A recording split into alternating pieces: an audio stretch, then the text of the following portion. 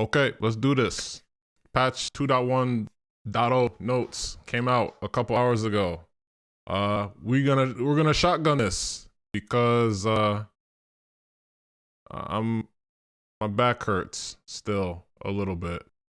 I'm feeling better, definitely, but it hurts a little bit.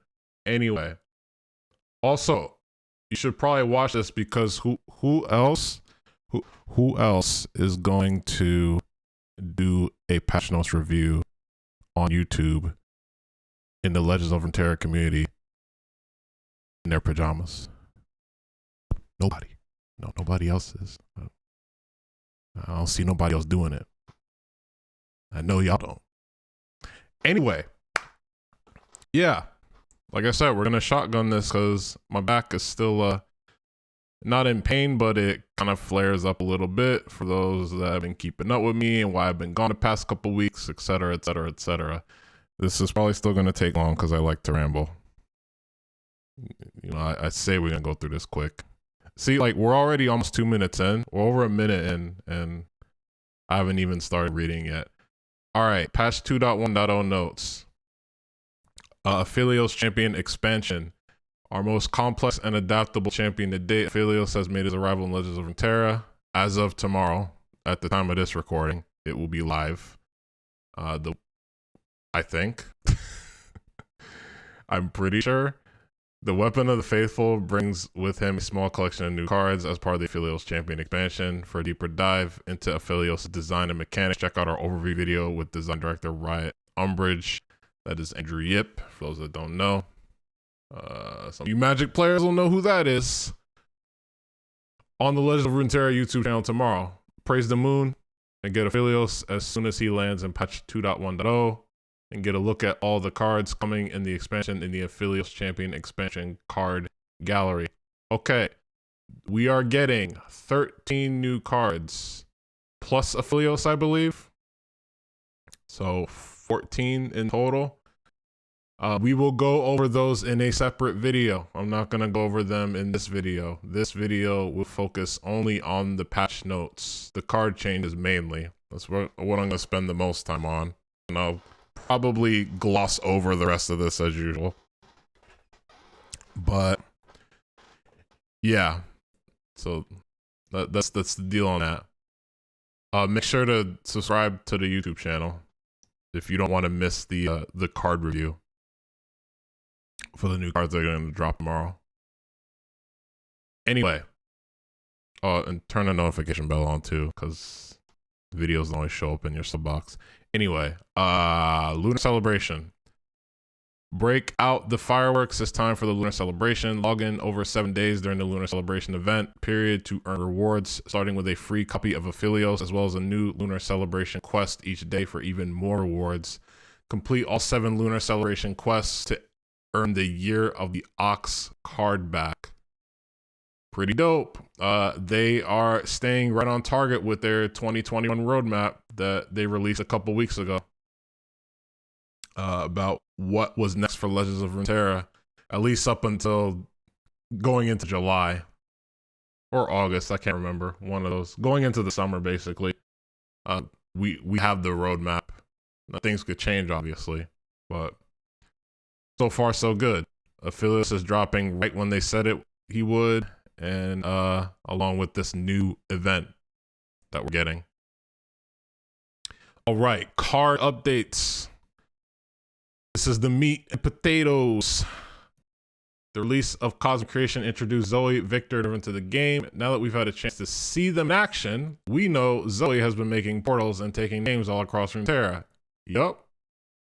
Victor and Riven, however, could use a little bit more attention to help them perform their best. Yup. Patch 2.1.0 comes with a collection of card updates aimed at giving these champions a chance to shine just a bit brighter, along with some non-champion card updates to improve the overall health of the game.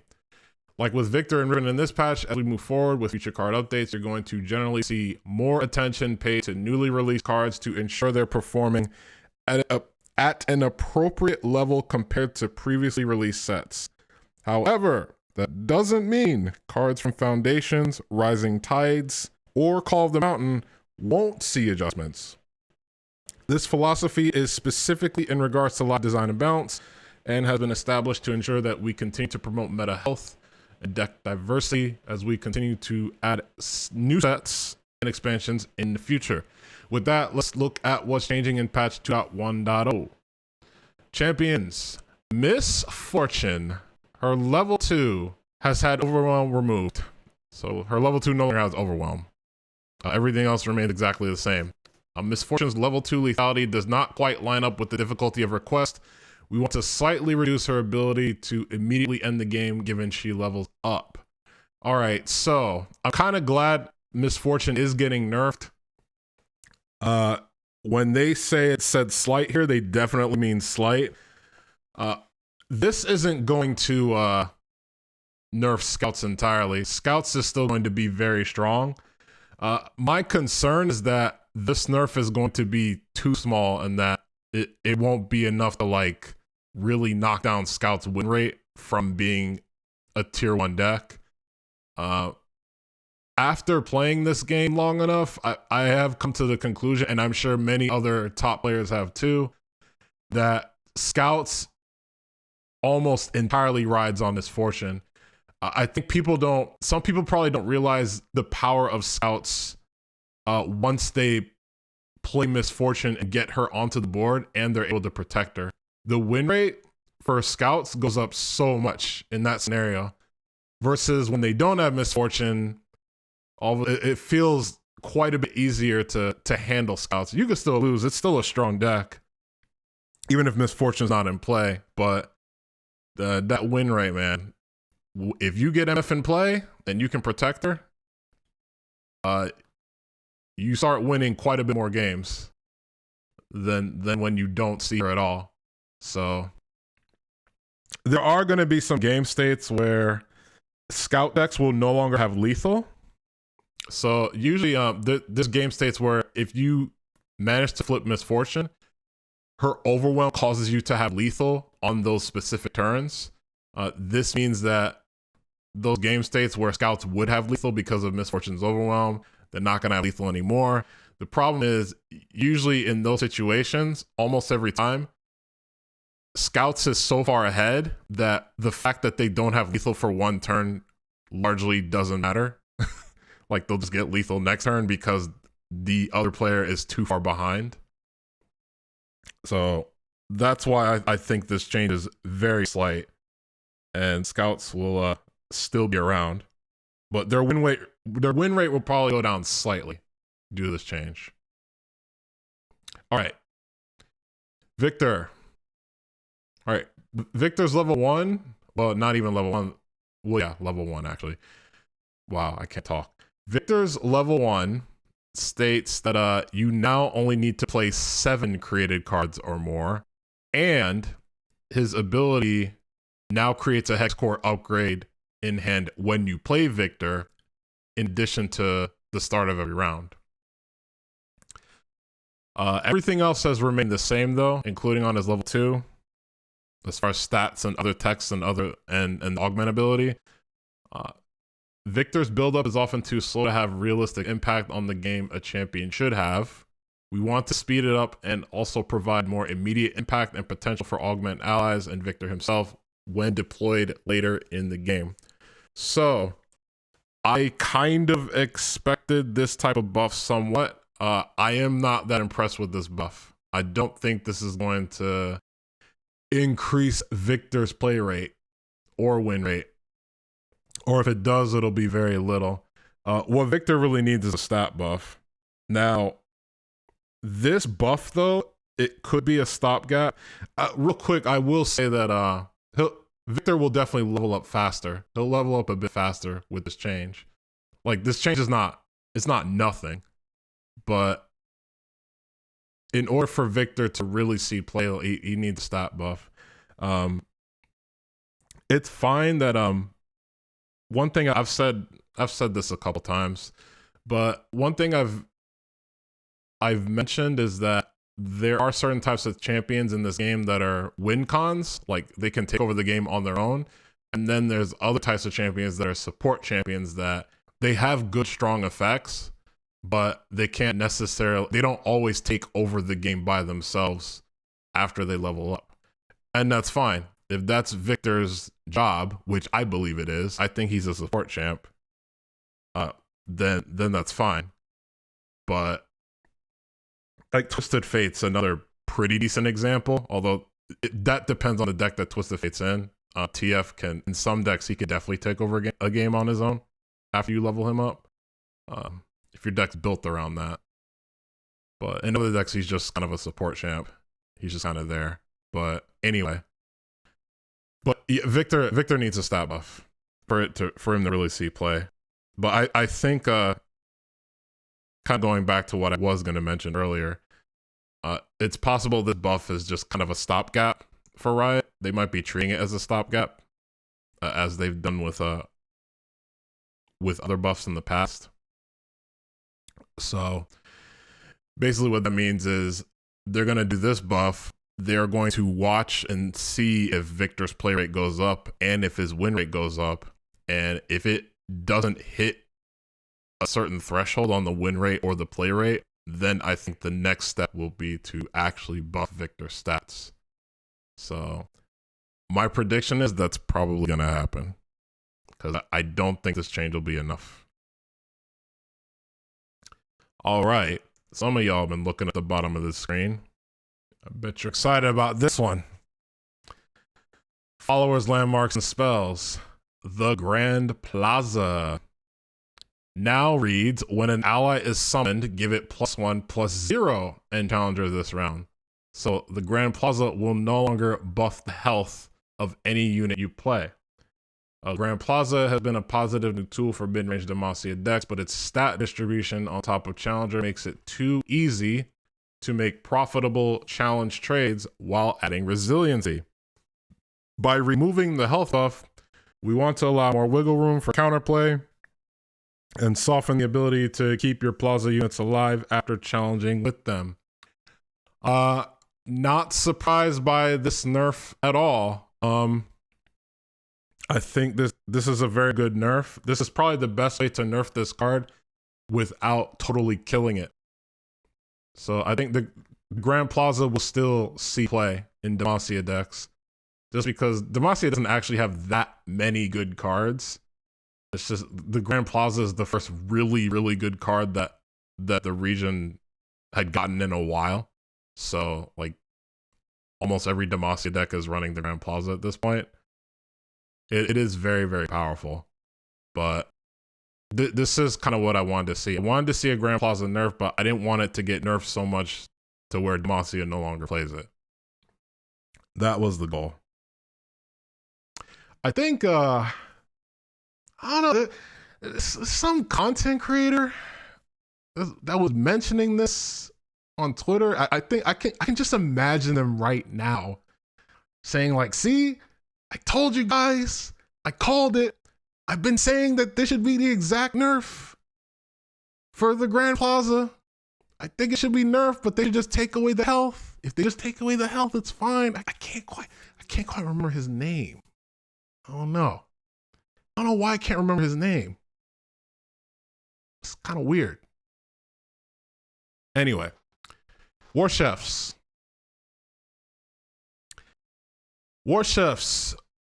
The stats got adjusted. It's no longer a 1/3, but it's a 2/2. So this used to be a 2/3 a little while back, and then they nerfed it to a 1/3, and then it basically saw no play.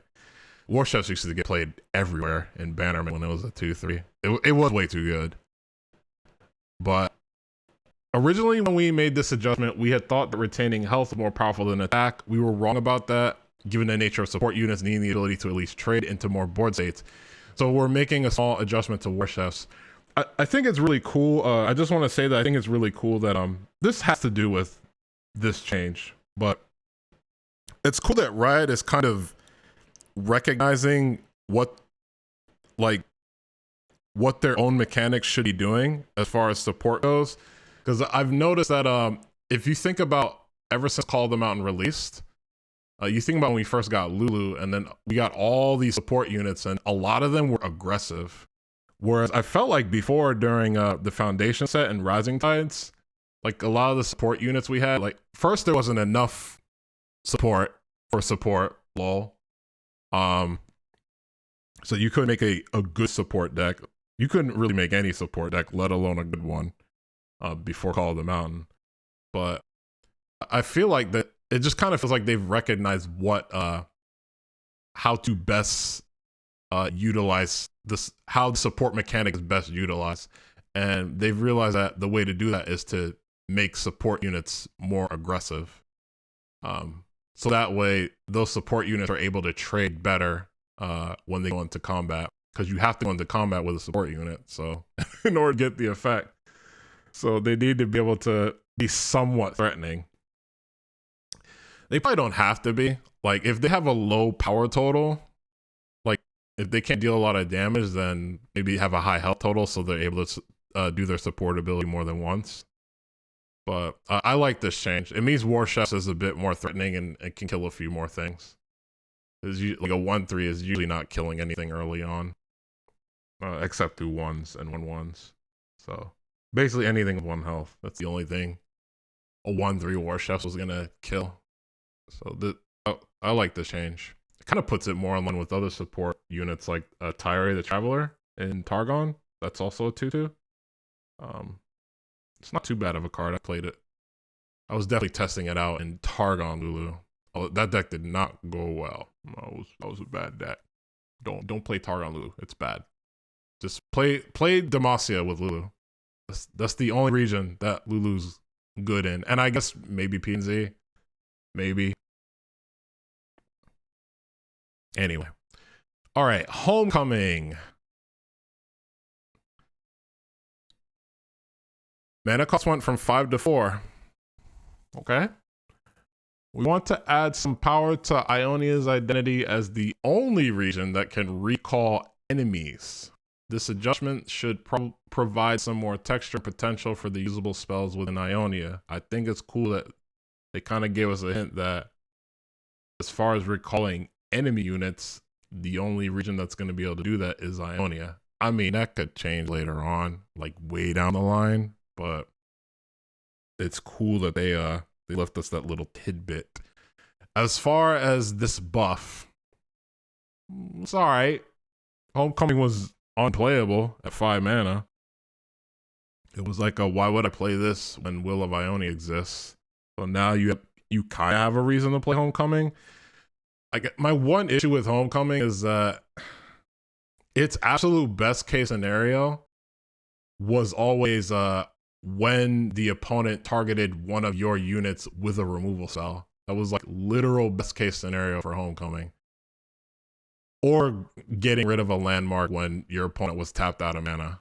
If they had no mana, if they didn't have enough mana to replay the landmark, then I guess it's all right there. So this will probably see some experimentation. There's one deck I'm thinking of that I might experiment with running Homecoming, a couple copies.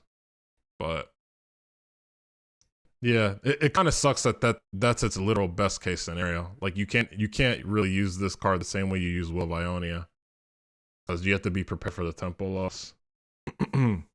Potential tempo loss. So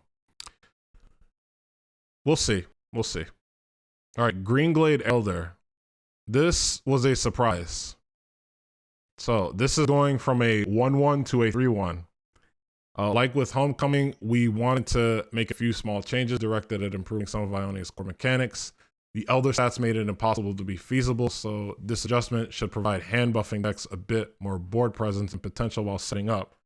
So an old school strategy is getting a buff here. Greenglade Elder never saw play, not in any like serious like competitive deck that you would see in ranked or tournaments really.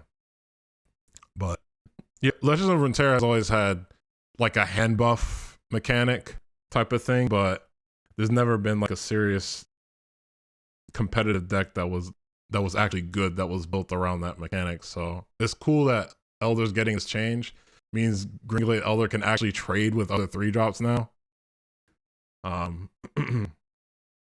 So that's cool.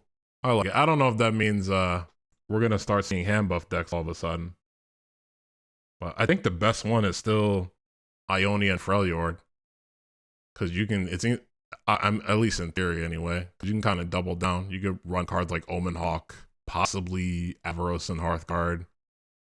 Although Jeweled Protector is probably still better because that just gives one of your units a big buff in your hand. As opposed to Hearthguard where like you buff your whole deck, but you still have to draw those cards to see the value, to get the full value. But yeah, it might be, we must see some hand buff decks. Might be interesting. Maybe elusives. Like you can buff your elusives more now. That's how old school elusives worked anyway. The Freljord Ionia one. If they ran any hand buff, it was in that deck. Anyway. Captain Farron. So, let's see. The change is when I'm summoned, create 3 decimates in hand. Oh, they're changing it to when I'm summoned, create 2 decimates in hand, so it's losing a decimate. All right, let's see what Riot says here. The direct damage output provided by Captain Farron can be overbearing in many games and can also prevent certain region combinations from effectively executing a slower game plan. We're providing more breathing room while playing against Farron while keeping his shape intact. I think this does not kill Captain Farron entirely. Ever since his initial buff before, Captain Farron has pretty much been an all-star. We got another really strong win condition in Noxus. Basically, any slower control deck running Noxus, like Noxus Ezreal, as Draven, as Swain, whatever flavor it is. That's kind of been the what's hot on the market right now. But other decks have definitely run Captain Farron as a finisher. I always felt like the 3 decimates were kind of overkill, to be honest. Because most of the time when you played Captain Farron, you never played all 3 decimates. Usually, like, playing Captain Farron, slinging with him, and then playing 1 or 2 decimates was enough. The only reason you would need 3 is if Farron's got removed immediately. But I don't know, I feel like most of the time, like, 3 decimates rarely ever got played. So I think this is a fine change. Even though, like, even when this had 3 decimates, you didn't have the mana to play all 3 anyway. It was still really, really devastating. So, the 3rd decimate felt like a bit overkill.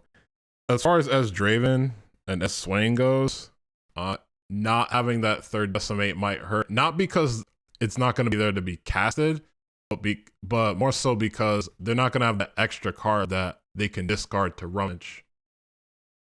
Because most of the time, that was probably the more common scenario than actually casting the 3rd decimate. Because like I said, usually after Farron, they're dead by the time you cast the 2nd one. So you never needed the 3rd one. Usually not. All right, Blade of the Exile. Going from 3 mana to 1 mana. Blade of the Exile is a bit too clunky to be used effectively and is often not used at all in games when it's created. Yup. We generally only change spell speeds in emergencies, so we're reducing the cost by 2 to both provide payoff for turbo creating it early in the game and for general ease of use. I like how Riot acknowledged the spell speed because people have been saying, and I agree, people have been saying that in order for Blade of the Exile to see competitive play, it needs to not be a slow spell. It needs to at least be a fast spell.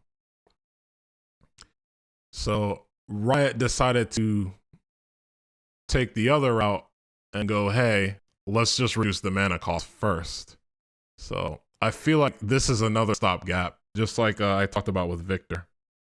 And they're kind of fully admitting it here. Like, we don't want to change the spell speed unless it's an emergency.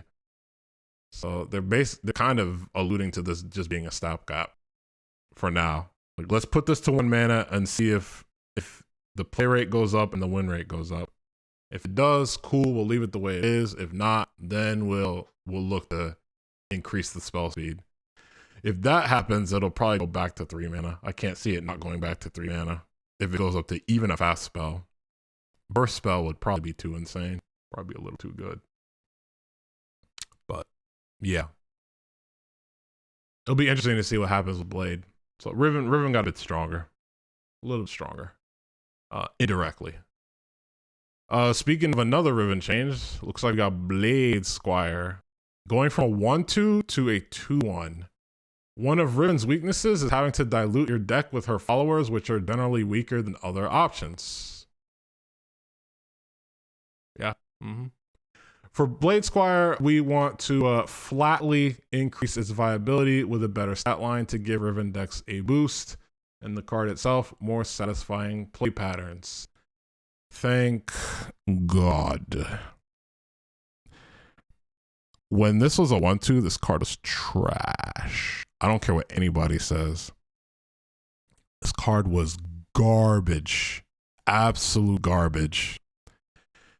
I saw other top players say it was going to be garbage, like 1 or 2. I didn't believe them. I was like, nah, it'll be good. I played it and I was like, oh God, why is this in my deck? In a Riven deck, and it's bad. It's bad in a Riven deck. It's just like, no. 1/2 is like, it just can't fight for the board. Like, it still dies to 2/1s. The only thing it had going for it was that it didn't die to ping effects like Vile Feast or Go Hard at the time when that was the top deck.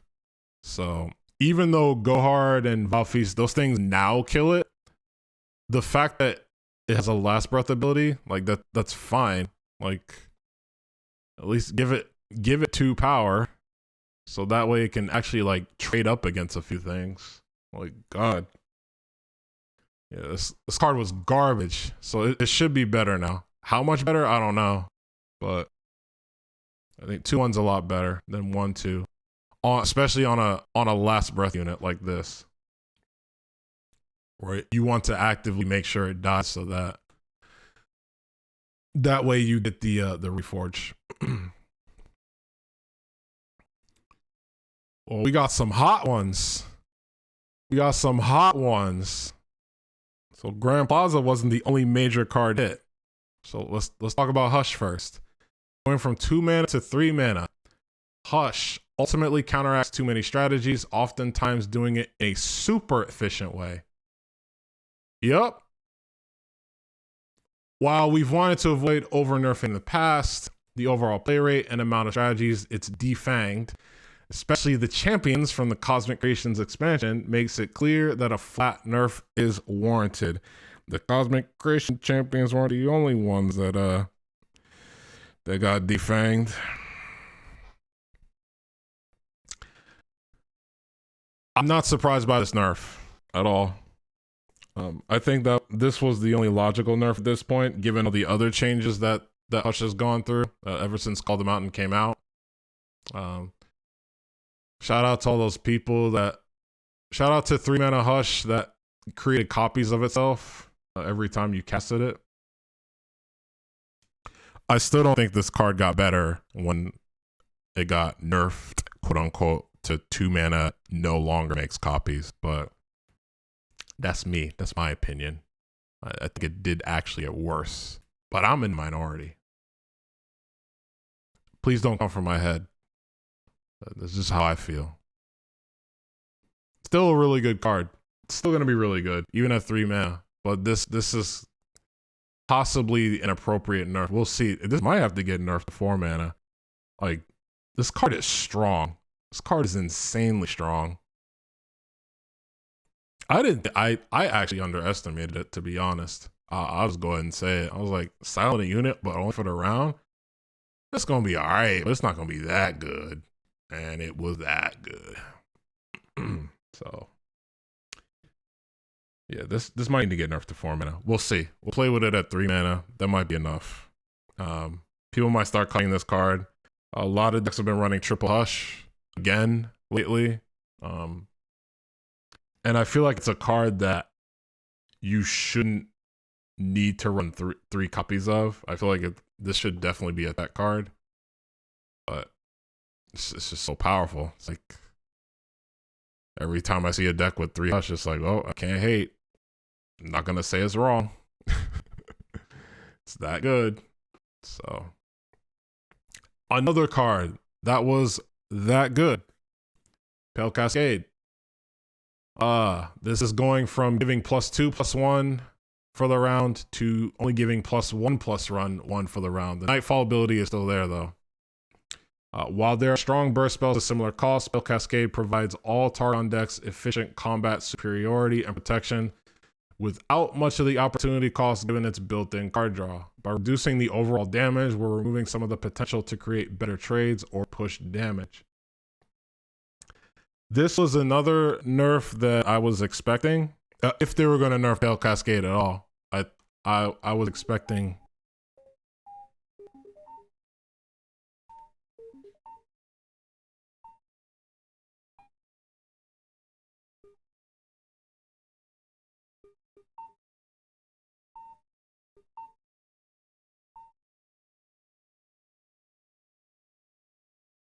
Okay, it wasn't a bill collector. I'll call them later.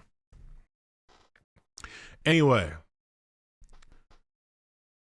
Pale Cascade, where was I? Oh yes, I was saying that I wasn't surprised by this nerf, basically. If they were going to nerf Pale Cascade, then this is going to be the most logical way of doing it. The team has actually been talking about nerfing Pale Cascade for a long time. I think Ben Rubin mentioned something. He's part of the live design, the live balance team. He mentioned a while ago about possible changes to Pale Cascade, but just didn't really know how to go about it without killing the card. This might kill the card too, but I don't know. I think it's still good enough. I think it's still fine as a combat trick. I don't think people realize how powerful Pale Cascade was. Like, the fact that when you have a mono Shadow Owls deck that runs Targon, and the only Targon card they play is Pale Cascade, and it's a good deck. Like you can take on other tier 1 decks with just that. That's kind of an issue. And plus, like, there were just way too many. It made the Targon players be able to do things that they normally wouldn't be able to do. Like, there's just game states where Targon is just comfortable holding up 2 mana all the time. It's like, yep, you have Pale Cascade, and there's nothing I could do about it. Like, literally anything I do gets blown out by Pale Cascade. Any attack I make, like, they can just dominate combat by holding Pale Cascade up. They'll literally prevent you from. They can literally stop you from attacking at all, just by holding up 2 mana. Even if they don't have Pale Cascade in hand, they could just bluff it. But. Or you could do tricks doing the opposite, too. Just because you know your opponent has to respect Pale Cascade. Anyway, I'm glad this got nerfed. The only bad thing is that this is probably going to hurt Nightfall aggro the most, which is probably the least oppressive Targon deck in the game. I think the other Targon decks don't get hit as badly because they didn't rely on the stats on this card as much as Nightfall aggro did. So, and which is kind of unfortunate because with Aphelios coming in, Nightfall aggro was probably ready to make a comeback because Aphelios seems to do well with Nightfall aggro from what I've seen so far. Again, we'll talk about that in a separate video. So, yeah.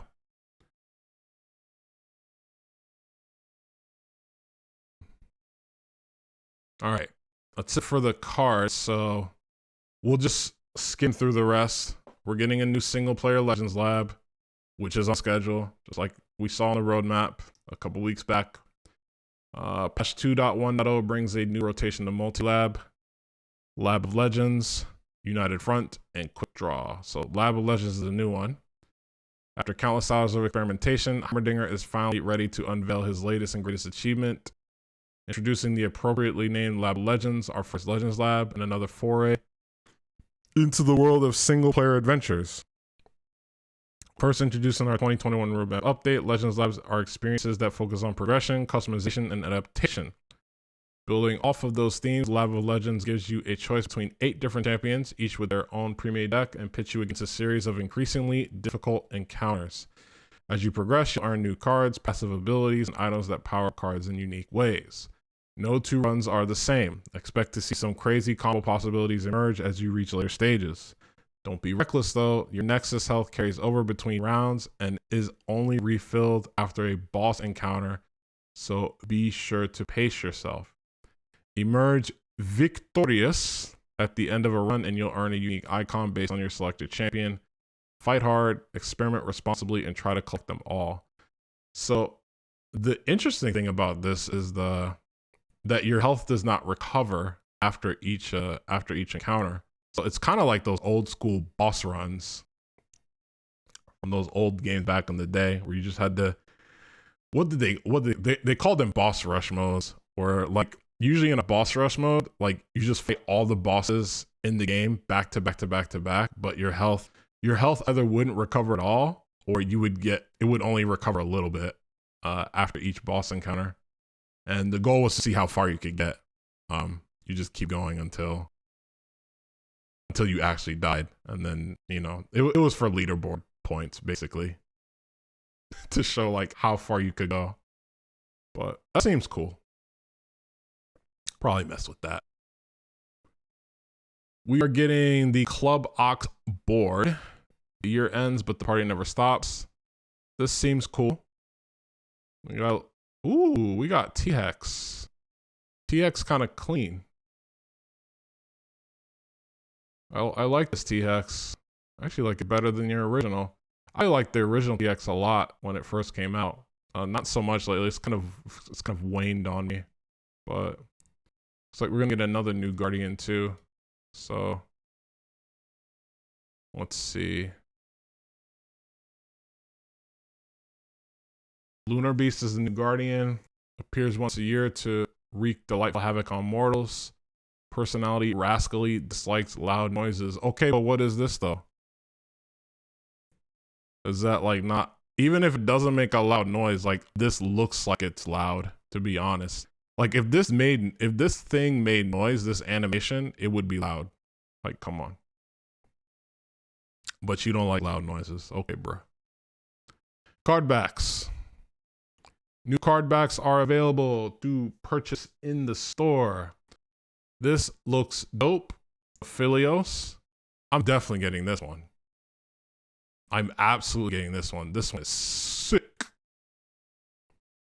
All right, we got Fortune's Faithful. Celebrate with a Whisper. Looks like Misfortune. I might get this one too. Possibly. This one is really nice too.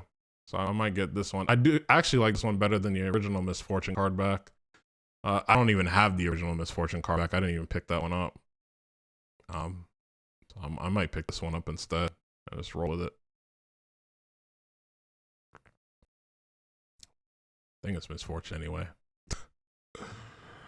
Someone correct me in the comments if I'm wrong. I am one of those people that did not come from League of Legends. Fortune's Bounty. Celebrate with a bang. This one's kind of funny. I like this one too. It's kind of funny though. Oh, I didn't notice it's got a little explosion thing. It's a bomb. No, it's a rocket thing. It's fireworks. It's not an actual bomb. Don't worry. Nothing's gonna blow up. It's just fireworks for celebration. That's all. Yeah, I kind of like the look on this thing too. Kind of reminds me of The Rock. Do you smell what the Lunar Beast is cooking? I forgot his name. Do you smell what the Lunar Beast is cooking? There you go. Oh, I could have looked on here. The Beast. Bring the boom. Emotes. These look cool. I like these. I like these. Aphelios looks like Fiora. I'm still gonna say this is Misfortune. And Darius? I think? Maybe? Maybe not. I don't know. Yeah, I like all these. I might get all of them. Potentially. Bundles. The Lunar Beast Bundle is available in patch 2.1.0 for 23.94 coins. So bundle gets us the T-Hex Guardian, the Lunar Beast Guardian, the Lunar Beast card back, and the new board. Cool. Deck bundle. Aphelios and Nocturne. I think that's probably going to be Nightfall aggro going forward. Thinking about it. I thought it was going to be Diana Aphelios, but I think it's going to be Aphelios Nocturne after thinking about it more. It's the Night Hunters deck bundle. For 1,998 coins, prorated for any excess card copies based on your existing collection. Meaning, like, you will pay less than 1998 if you have some of the cards in this deck already. Some expedition changes, as usual. I wanted to see if they were going to. Yeah, they did. So they're gonna have a new. They have a Luminous Dusk pack in expeditions. It's gonna be 4 times as likely as normal to show up in the initial champion packs, and the chance is gonna be reduced again in a future patch. That is typically what they do whenever new cards are added to the game. They add new archetypes to expedition, and those new archetypes, they usually make them way more likely to show up than the old archetypes because they want you to play with the new archetypes. And then after a couple weeks in the next patch, they dial that back down where every archetype has the same chance of showing up. So cool. Minor changes to a number of archetypes as well as focusing on Fishbones more on an aggressive strategy. Okay. Cool. And that is it, other than some bug fixes. One major bug that got fixed was the units that would incorrectly die if silenced multiple times, and units being prevented from being silenced a second time in the same round. I think this was the bigger one. I saw a lot of people used to complain about this. But yeah, that's it. I'm done, boys and girls. And just like I said I was gonna shotgun it, but I rambled, and we are over 40 minutes at this point. I'll get it trimmed down, maybe. We'll see. All right, done with the card changes. We'll do the I'll do the new set review afterwards. So yeah, make sure to subscribe to the YouTube channel so you don't miss that. And you can hit the notification bell too to make sure you don't miss it, because sometimes that's typically more reliable at this point. If you want to make sure you catch that video. All right, I'm done before I ramble more. Peace out.